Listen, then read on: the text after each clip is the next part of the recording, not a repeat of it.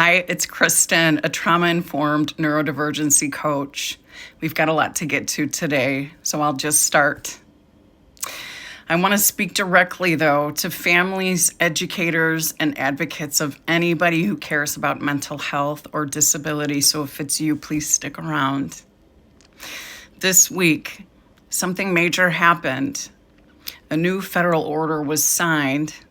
It's called Ending Crime and Disorder on America's Streets.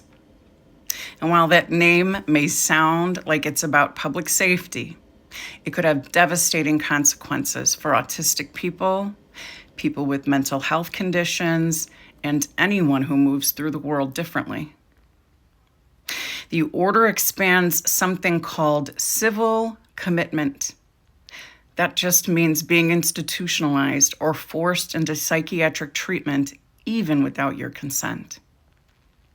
It also ties federal funding to cities that aggressively crack down on so-called disorder in public spaces.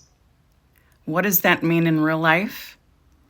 It means behaviors like stimming in public, shutting down in a parking lot, talking to yourself on a bench, or pacing or rocking near a building could now be seen as not differences, but as disturbances.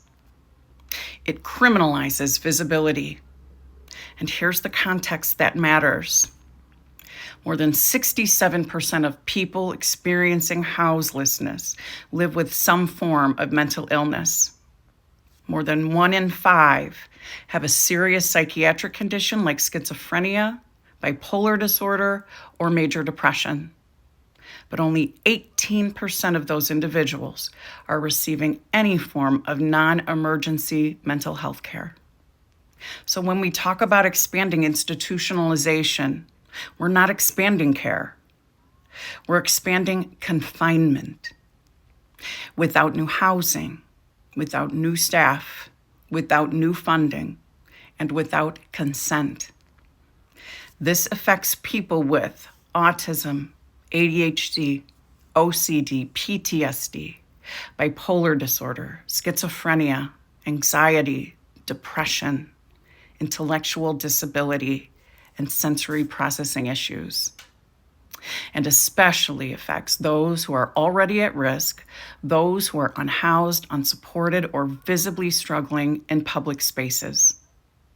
Most families raising a neurodivergent or disabled child never imagine a future where their loved one could be detained or institutionalized just for being misunderstood in public. But this policy makes that future much more likely.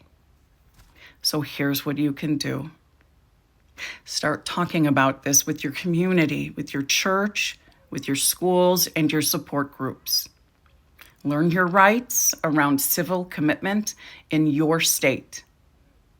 Support organizations like the Baseline Center, the Autistic Self-Advocacy Network, or your local peer support groups. Most of all, stay visible, because people with disabilities do not need to be hidden to be safe. We need to be seen. We need to be supported. And we need to be free.